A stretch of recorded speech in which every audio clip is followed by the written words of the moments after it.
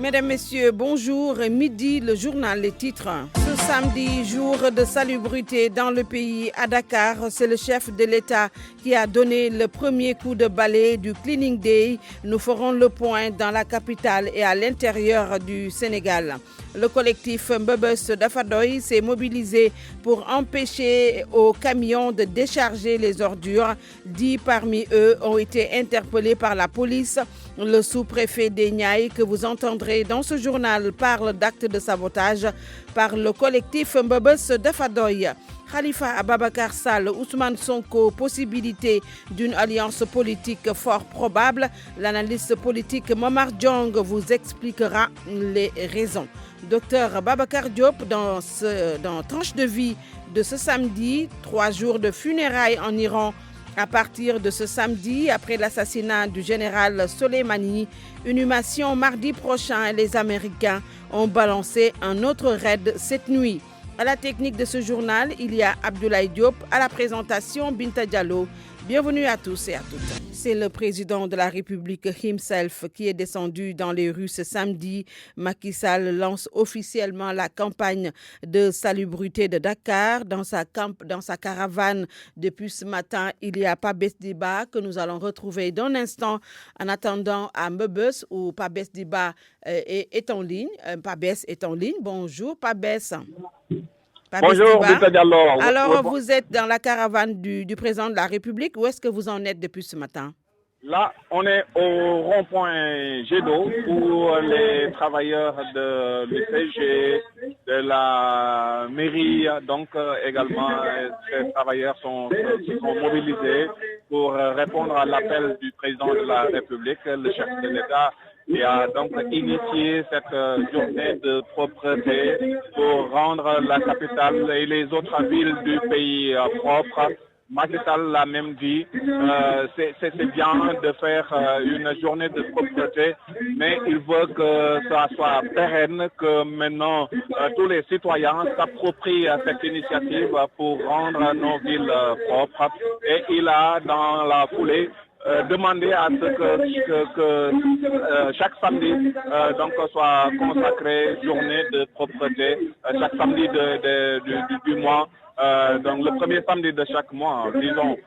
Donc il veut que le pays soit propre.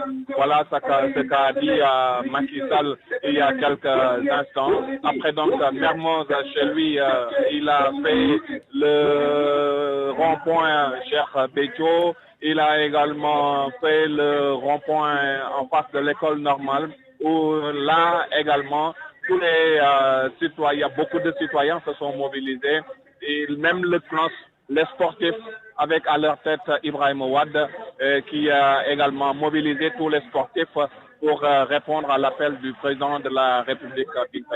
Merci beaucoup, Pabès Diba. Nous y reviendrons avec vous dans l'édition de 13h.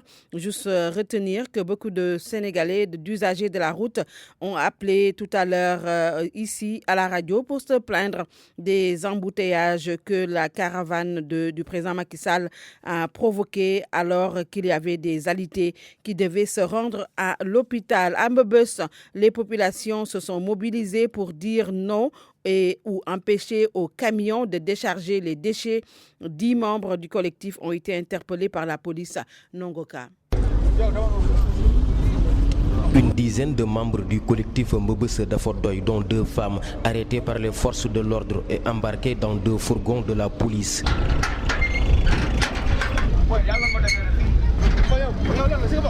Plus tôt, le collectif avait voulu empêcher l'accès aux camions d'ordures à la décharge, mais ses membres, une poignée de personnes regroupées à quelques encablures de Mbebes, semblent être divisés sur la stratégie à dérouler. Seuls 2 camions d'ordures ont été interceptés par le collectif. C'est le début de notre action aujourd'hui. Nous avons bloqué pour l'instant 2 camions à l'entrée de la décharge de Moliko et nous verrons qu'aucun camion ne va pas verser aujourd'hui. aussi ces ordures dans la décharge de Mbobos. Ce clin d'œil, je ne sais pas ce clin d'œil aujourd'hui, déclaré par le président de la République, nous, habitants de la décharge de Mbobos, nous disons non. Aucun camion ne va pas passer, Inch'Allah. Avant la fin de l'interview, la police débarque et disperse le groupe.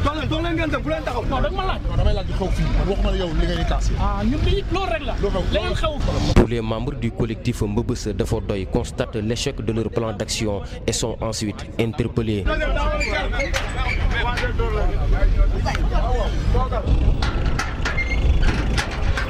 Le préfet de Pikine, venu constater la situation, tente de raisonner les manifestants, mais c'était finalement un dialogue de sourds. Nongaka Malika, RFM. Réaction du sous-préfet des Niayes, Omar Dia, parle d'une tentative de sabotage de la part du collectif Mbobos Dafadoy. Il annonce une rencontre par ailleurs entre le ministre de l'Environnement et ce collectif la semaine prochaine.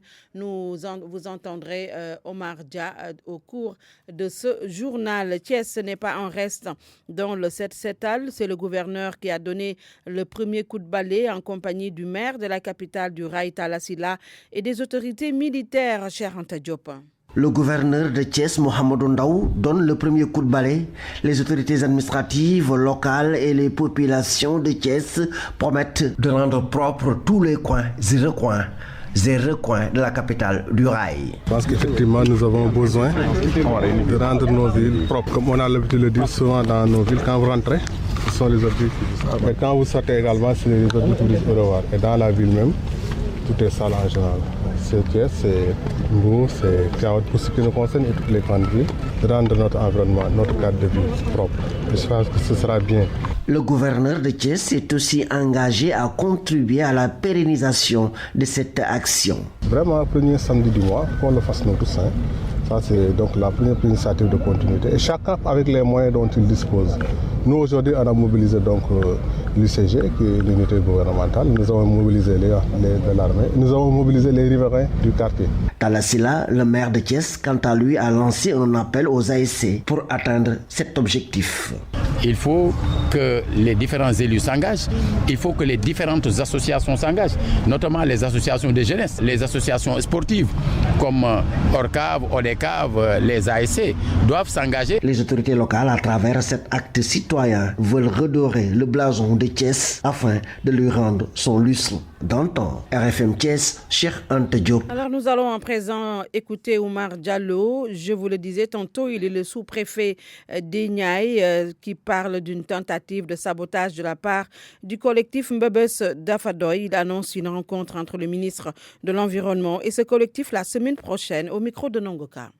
Ce collectif-là a effectivement mis à exécution sa menace de bloquer un peu la collecte des ordures au niveau de Malika pour saboter la journée nationale de la propreté qui est lancée aujourd'hui par le président de la République.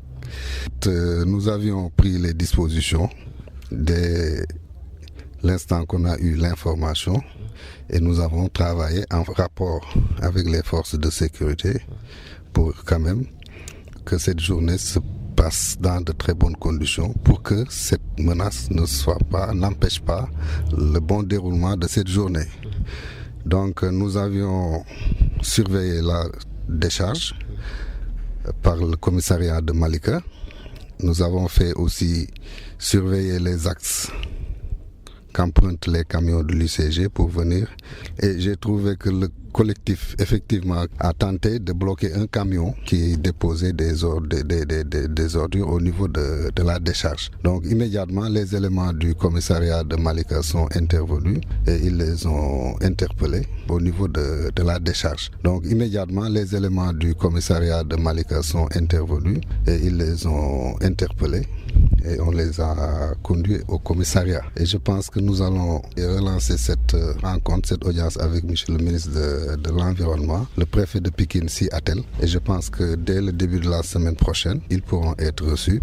À Ziguinchor, la gestion des ordures ménagères, véritable casse-tête pour la mairie. La commune doit évacuer plus de 130 tonnes de déchets par jour. Elle a beaucoup de peine à trouver une zone de stockage. Le projet de gestion écologiquement rationnelle des déchets municipaux et des déchets dangereux a décidé de venir en appoint à la mairie pour alléger et fluidifier le système de ramassage des ordures dans la ville. Lamine Ba. Les déchets produits par la ville de Ziguinchor ne cessent de croître à la faveur de l'urbanisation galopante. Plus de 130 tonnes de déchets sont produits par jour, ce qui constitue un vrai casse-tête pour la mairie de plus en plus confrontée à un problème d'acquisition d'un site de stockage de toutes ces ordures. Joseph Samboufour, directeur de la communication de la mairie de Ziguinchor. À Ziguinchor, on produit environ 130 tonnes.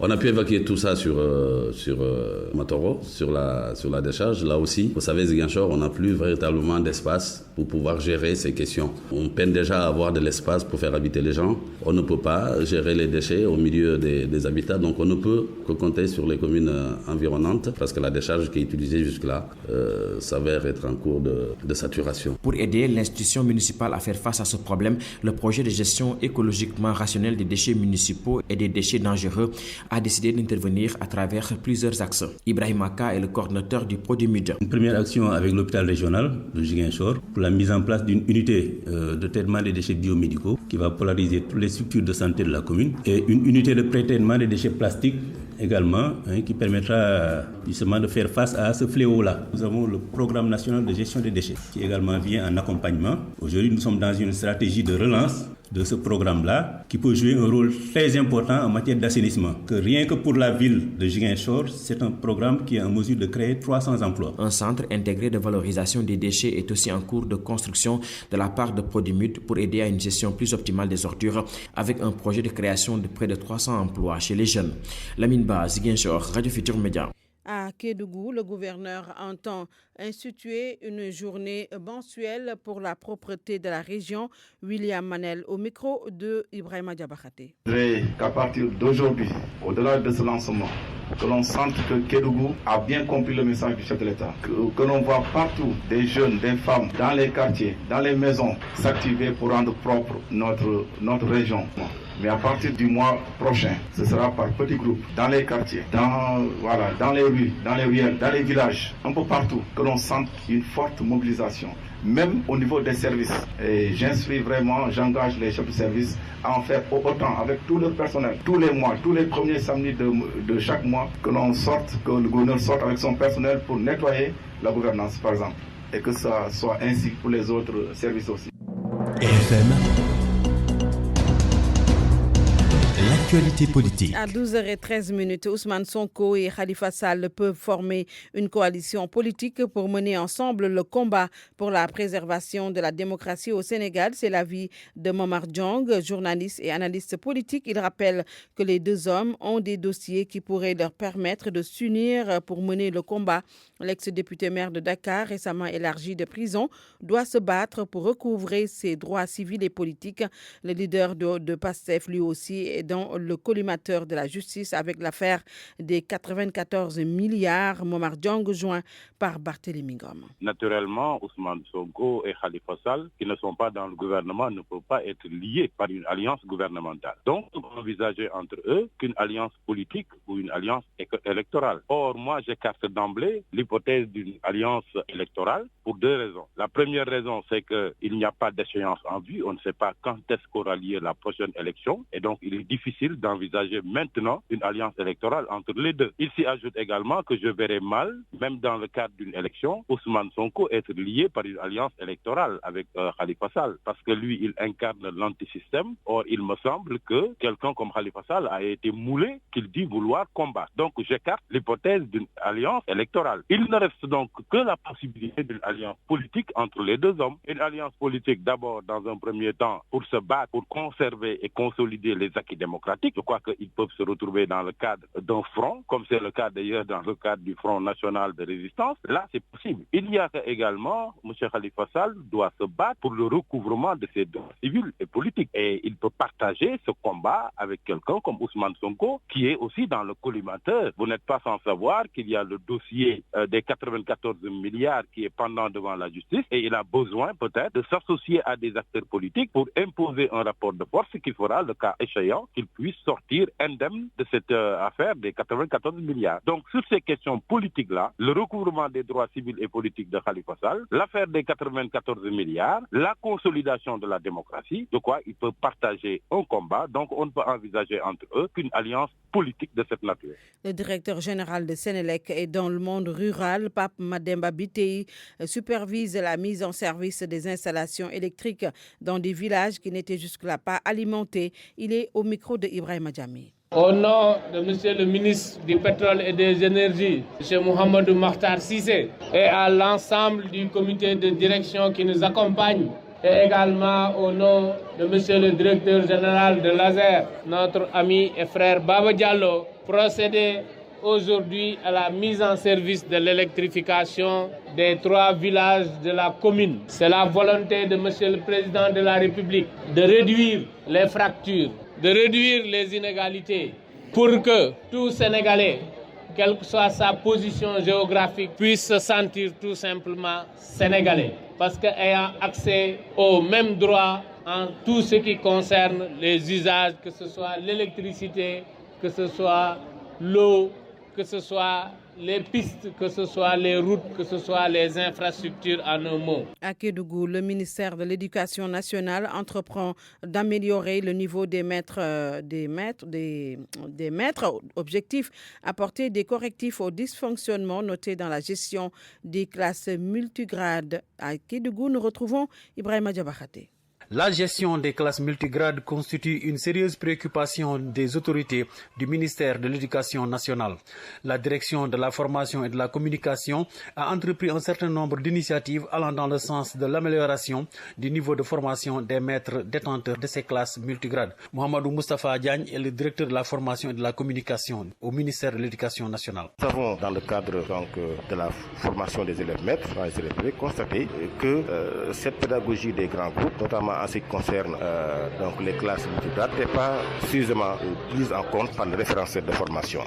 C'est pourquoi la DFC, la direction de la formation et de la communication, est en train de faire le tour de l'ensemble des IEF pour recueillir les initiatives développées au niveau du terrain. Des modules de formation seront élaborés et intégrés dans le référentiel de formation des élèves maîtres pour une meilleure prise en charge de cette autre catégorie d'élèves. Ibrahima Diabakhate, Kédougou, RFM. RFM. L'actualité internationale. Funérailles à Bagdad du général iranien Soleimani. Aujourd'hui, il a été tué en Irak par les Américains. Des millions d'Irakiens ont accompagné le cercueil du général. Et pourtant, cette nuit, un nouveau raid américain a eu lieu contre un convoi du H al-Shabi. Les détails avec Awambaye. Des milliers de personnes ont défilé en cortège dans la capitale irakienne autour des cercueils du général iranien Qassem Soleimani et de son lieutenant en Irak, Abu Mehdi al-Muhandis. Les participants à ce cortège crient « Mort à l'Amérique ». Les cercueils ont été transportés dans des pick-up blancs dans le quartier de Jadria, escortés par la foule sous une nuée de drapeaux blancs et jaunes. Des officiels irakiens ont assisté aux obsèques. Parmi eux, le premier ministre démissionnaire Adel Abdel Mehdi, le patron des pro-iraniens entre autres. Les corps doivent ensuite être acheminés à Kerbala et Najaf, 2 villes saintes chiites, pour les dernières prières avant l'enterrement de Muhandis et le transfert du corps de Soleimani en Iran. Et avant l'aube, un nouveau raid américain a visé au nord de Bagdad un convoi de H al-Shabi. Il y a eu des morts et des blessés selon la télévision d'État. C'est avec Youssouf Bodian que je retrouve d'ailleurs avec plaisir. Bonjour Youssouf. Oui, bonjour, plaisir partagé Binta. CAF Awards 2019, El Hadji Diouf vote Sadio Mané. Pour le double ballon d'or 2001-2002, l'attaquant des Lions et de Liverpool est le meilleur joueur africain de l'année 2019. El Hadji Diouf au micro de Omar Ndiaye à Kaffrine. De toute façon, le favori pour tout le monde, c'est Sadio Mané. Et je crois même qu'il est le gagnant. Et je suis persuadé à 99%. L'année dernière, à la même époque, j'avais dit que Salah était devant. Et j'avais le courage de le dire. Aujourd'hui, je vous dis que j'ai encore plus de courage de dire que mon petit frère va être Ballon d'Or, va être sacré Ballon d'Or, Inch'Allah, dès le 7. C'était donc El Hadji Diouf, le meilleur joueur africain de l'année 2019, sera connu le 7 janvier en Égypte lors donc du gala de la CAF. Les finalistes cette année, Mohamed Salah, l'Égyptien, détenteur du trophée, Sadio Mané qui avait terminé deuxième et grand favori pour cette année, et l'Algérien Riyad Mahrez, Sadio Mané Binta, attendu à Dakar le lendemain donc de cette cérémonie, c'est-à-dire mercredi. Football, le premier tour de la Coupe de la Ligue démarre ce samedi. 5 matchs prévus cet après-midi au stade Ibrahima Boy de Ndiarème à 15h30. Duel entre deux clubs de Ligue 2, US Ouakam Keur Madior. En seconde heure, NGB, club de Ligue 1, joue contre la Linguère de Saint-Louis, club de Ligue 2, match prévu à 18h30. Au stade Caroline Faye, toujours cet après-midi, match entre club de Ligue 2, Demba Diop contre Renaissance de Dakar. 2 matchs au stade Massensen de Fatick, EJ Fatick Amitié FC à 16h. En seconde heure, 18h30, Djamano Fatick reçoit Ndiambour de Louga. Duel entre club de Ligue 1 et club de Ligue 2, mais Djamano a les moyens de défier donc les Lougatois. Selon son entraîneur, il s'appelle Beau Saliou Touré. Je vous propose de le suivre. C'est vrai que c'est une équipe de Ligue 1, c'est une grande équipe. Là, on est conscient de cela. Mais attention, on a des gamins qui ont vraiment envie de prouver quelque chose. C'est vrai qu'on avait un début difficile par rapport à notre championnat, mais nos 2 derniers matchs, vraiment, ça a été. Maintenant, c'est un match qu'on doit aborder avec beaucoup de sérénité, et beaucoup de concentration, et vraiment faire tout et pour marquer en premier. On va jouer sans complexe. Quand on parle de la Ligue professionnelle, Ligue 1, Ligue 2, il n'y a pas une grande différence. C'est la Ligue professionnelle. C'est des gosses qui peuvent même jouer dès le mercato en Ligue 1. C'est des gosses qui ont du talent. C'est vrai que par moment, tu vois une équipe qui démarre très mal, mais cela ne veut pas dire qu'on n'a pas un groupe qui est là. On a un groupe très jeune, un groupe homogène. Et c'est des gamins qui savent jouer.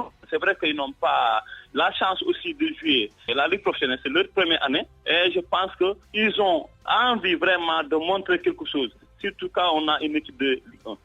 Djamano Fatick donc qui va défier le Ndiambour de Louga à 18h30 au stade Massensen de Fatick. La suite du premier tour de la Coupe de la Ligue. Demain dimanche, au menu entre autres matchs, AS Pikine Jaraaf de Dakar au stade Alassane Djigo à 16h30. Les 2 clubs s'étaient rencontrés en championnat cette saison. Victoire des Pikinois face aux Verts et Blancs de la Médina, 1-0. L'autre choc entre clubs de Ligue 1, toujours dimanche, va opposer le Casa Sport au stade de Mbour, au stade Aline Sitoé Diatta de Ziguinchor, match prévu à 16h30. Youssouf, il y a que Kaffrine réclame son stade régional. C'était en marge donc de la finale du tournoi du directeur général du COUD, Abdoulaye Sow, le Ndoukoumane, qui attend donc le démarrage des travaux de son stade régional. Ça devrait se faire en 2020, selon le ministre des Sports qui était à Kaffrine. Nous retrouvons donc Omar Ndiaye. La construction du stade régional de Kaffrine est une vieille promesse de l'actuel régime. Les Kaffrinois ont profité de la venue du patron du sport dans la capitale Ndoukoumane pour remettre sur la table cette vieille doléance. Cheikh Badian, président de l'ODCAF de Kaffrine et secrétaire administratif de l'ORCAF. Il y a des manquements, même au niveau de notre stade, parce que tout simplement, nous réclamons un stade régional. Abdoulaye Seydou Sow, un autre produit du mouvement Navetan, lui emboîte le pas. Je vais porter la revendication des jeunes, mais je connais aussi la solution. C'est le stade de Kaffrine. Cheikh Badiane en a bien parlé. Mais comme que le ministre bi nëbbuma dara boo defee appel d'offre am ku ko gagné kenn bu ci nekkee ne d'accordu ci day dem Cour suprême te bu demee Cour suprême foofu la mbax na doone benn da ngay xaar stade Kaffrine bi nekk dootul nag appel d'offre national comme mu Lat Dior mais appel d'offre international. Stade Kaffrine bi itam suma gàcce la parce que maa ngi ci fédération bi maa ngi ci football bi Mayacine Camara daf ñu waxoon il faut ñu def jonction ñu xeex pour que au moins ñu defal ñu gazon. Demain, on pourra avoir d'autres stades qui pourront développer les choses. Venu assister à la finale du tournoi de ce dernier, Abdoulaye Seydou Sow, DG du COUD et vice-président de la Fédération sénégalaise de football, le ministre des Sports, Matar Ba, annoncera que les travaux du stade vont démarrer cette année. Et ce stade va démarrer, Inch'Allah, en 2020 parce que nous allons, dans les mois à venir, lancer l'appel d'offres. Et après cela, il ne restera que démarrer le stade de Kaffrine. Les sportifs kaffrinois prennent acte de l'annonce et espèrent que cette nouvelle promesse sera tenue. Kaffrine, Omar Ndiaye, RFM. On va jouer en Europe. En Europe, donc, où on démarre avec le championnat d'Espagne qui va reprendre donc, ce week-end avec la 19e journée. Les matchs ont déjà démarré. Valence et Eibar, 0-0. On est à la 24e minute de jeu. Getafe, Real Madrid, match prévu à 15h. Atlético Madrid, Levante à 17h30. Et puis à 20h, le leader, le FC Barcelone, qui se déplace à Espanyol-Barcelone. C'est donc le derby catalan. En Angleterre, 3e tour de Cup. Donc les matchs au programme ce samedi. Manchester City, Port Vale, match prévu donc à 17h30. Et puis Leicester qui reçoit Wigan à 17h30 à la même heure. Manchester United se déplace à Wolverhampton. La suite donc du 3e tour de la Cup. Toujours en Angleterre, notez que dimanche, Chelsea, Nottingham Forest, match prévu à 14h GMT. À la même heure, Middlesbrough qui reçoit Tottenham et Liverpool de Sadio Mané qui joue Everton, match prévu à 16h GMT. Binta Diallo. Merci beaucoup Youssouf. RFM, partout, tout le temps. Il fait l'actualité depuis plus d'un mois, précisément depuis son arrestation le 29 novembre 2019 suite à une manifestation devant le palais présidentiel contre la hausse du prix de l'électricité. C'est le docteur Babacar Diop, enseignant-chercheur à l'université Cheikh Anta Diop de Dakar, mais aussi homme politique, leader des forces démocratiques du Sénégal, le FDS. Koumba Sandiane Faye l'a rencontré, c'est le portrait du jour dans la rubrique Tranche de vie. C'est un tissu de mensonges, le communiqué de l'administration pénitentiaire. Ils étaient 4, ils étaient surpris de voir quelqu'un leur dire déjà arrêtez. Ils m'ont agressé, le chef de cour avait demandé à ce qu'on m'amène à l'infirmerie. Arrêté le vendredi 9 novembre lors d'une manifestation devant les grilles du palais présidentiel. Docteur Babacar Diop retient tout de son agression à la maison d'arrêt et de correction de Rebeuss. C'était le 20 décembre vers 10h. 10 minutes, 15 minutes plus tard, le chef Barbosa, qui dirige la police là-bas, est venu et m'a trouvé à l'intérieur de l'infirmerie et m'a menacé, tenez-vous bien avec ce propos, vous avez déclaré la guerre ouverte à la police. Moi, c'est des faits que je relate. De l'entrée de Rebeuss jusqu'à la sortie, rien que de la violence, des conditions de détention inhumaines. L'activiste observe une grève de la faim depuis sa garde à vue. Les prisonniers sont maltraités, ils sont considérés comme des sous-hommes. Rebeuss, c'est un camp de concentration. Ma première nuit, quand je suis arrivé à Rebeuss, on m'a mis dans une chambre où il y avait plus de 200 personnes, tenez-vous bien, avec une toilette. Les gens n'avaient pas de place la nuit pour dormir. À Rebeuss, des gens restent toute une nuit debout. À Rebeuss, des prisonniers restent des jours sans se laver. Très frappant à Rebeuss, c'est la violence des gardes pénitentiaires. Ils frappent les prisonniers, ils les insultent, ils les piétinent, ils les violentent. Et ils n'ont personne pour les défendre à ce niveau. On ne comprenait plus absolument rien, des retours de parquet incessants. On a été arrêté le vendredi, on est resté au commissariat central du vendredi au mercredi. C'est insensé. Malgré les nuits passées sur les carreaux, du froid glacial, du commissariat, l'intimidation et l'humiliation, tout cela l'a laissé de marbre, écrit-il dans un poème depuis sa cellule. L'actuel secrétaire général des forces démocratiques du Sénégal, FDS, adhère au Parti socialiste en 2006. Mais après 2012, Dr Babacar Diop dirige une pétition contre la direction des Verts. Le jeune socialiste quitte finalement cette formation politique le 30 octobre 2017. Nous nous sommes rendus compte que le Parti socialiste avait fait l'option de perdre son identité au sein de Benno Bokk Yakaar, moyennant quelques postes ministériels, quelques directions et une institution. Nous ne partagions pas cette ligne. Babacar Diop, étudiant à l'époque au département de philosophie, a exercé 2 mandats à la tête de l'amicale de la faculté des lettres et sciences humaines de l'université Cheikh Anta Diop de Dakar. Le syndicaliste se rappelle encore cet épisode de sa vie estudiantine. C'était entre 2004 et 2005. Nous avons participé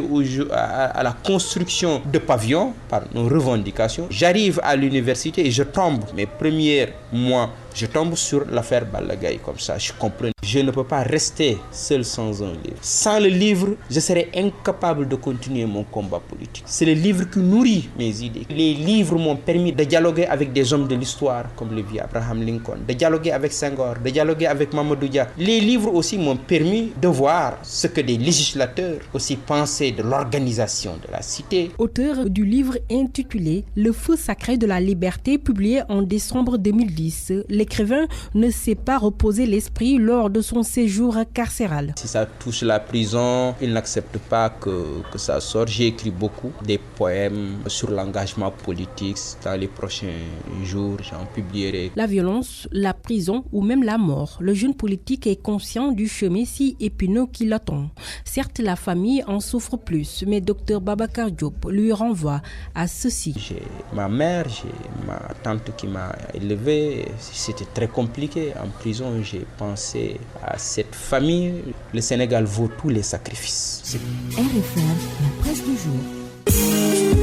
Parce que nous avons su satisfaire aux exigences de nos clients les plus rigoureux à travers le monde, que nous, Beko, sommes devenus aujourd'hui numéro 1 de l'électroménager en Europe. L'efficacité et l'esthétique des produits Beko reposent sur une parfaite maîtrise des technologies de toute dernière génération. Jusqu'au 31 janvier 2020, toute la gamme Beko est en fête chez Electronic Corp avec des remises exceptionnelles. Electronic Corp, partenaire des grandes marques.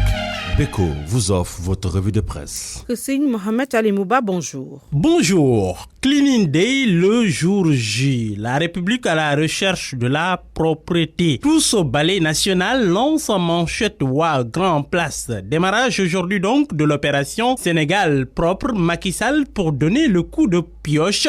Mais attention, s'empresse de relever le confrère, ministre DG et autres Manitou invités à rester dans leurs localités respectives pour diriger les opérations. On ne remettra de l'argent à personne, alerte d'ailleurs le ministre maître d'œuvre Abdou Karim Fofana. Le chef de l'État lui-même un peu plus tôt avait dit qu'il ne tolérerait aucune intrusion politique dans son quartier de Mermoz. Restez là où vous êtes, je ne veux voir personne chez moi, leur avait-il lancé. Pour le journal LAS, Macky Sall copie le 7 al de Diouf qui avait initié en 1991 le 7 al. Il prend aussi de la graine du côté du pays des 1000 collines. Le Rwanda cite un exemple pour sa propreté légendaire. Le 7 al devient Cleaning Day avec Macky Sall, mais le journal Le Quotidien parle de défi du balai citoyen avec l'adhésion populaire comme enjeu principal. Le défi des urgences dans nos hôpitaux, le ministre de la Santé s'engage à travers une circulaire qui demande et exige même diligence et célérité dans la prise en charge.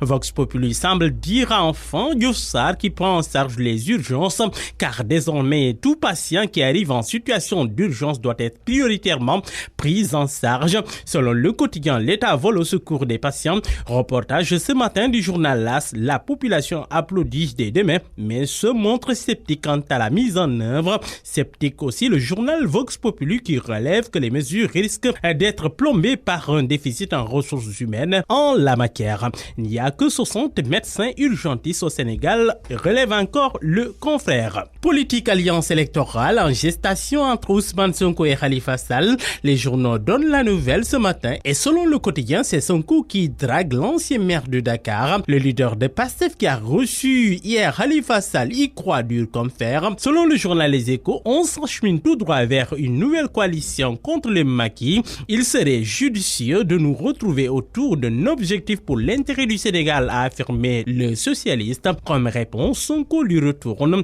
je crois fermement que les résultats de la dernière présidentielle auraient été très différents si Khalifa Sall faisait partie des candidats. Nous n'avons qu'un seul adversaire, c'est-à-dire le président Macky Sall. À la une du Soleil, la campagne arachidière, la Sonacos octroie des primes au tonnage. Modou Diagne Fada, le directeur général de la boîte, promet si un opérateur se présente avec 1000 ou 2000 tonnes, on peut aller jusqu'à 300 francs CFA le kilogramme rendu usine. Suspension des programmes de CNTV, la sanction levée indique Les Échos, mais Babacar Diagne révèle: nous avons préparé, dit-il, cette sanction 3 jours avant. Macky Sall n'était même pas au courant. En 2012, rappelle-t-il, Bougane Gueye Dany, le PDG de D-Media, m'a approché pour que je sois directeur général de CNTV, comme Youssou Ndour jour d'ailleurs. Et puis sport, CAF Awards, Sadio Mané, Ballon d'Or 2019, l'information barre la une du journal Sud Quotidien. Le confrère note que Sadio a été désigné meilleur footballeur africain de l'année 2019. Cette information a été livrée en exclusivité par un membre du comité exécutif de la Confédération africaine de football CAF à Sud Quotidien hier vendredi 3 janvier 2019. Stade Quotidien d'ailleurs fait focus sur Sadio et les Reds. 58 points pris sur 60 en Premier League. Les 5 raisons de la forme incroyable de Liverpool.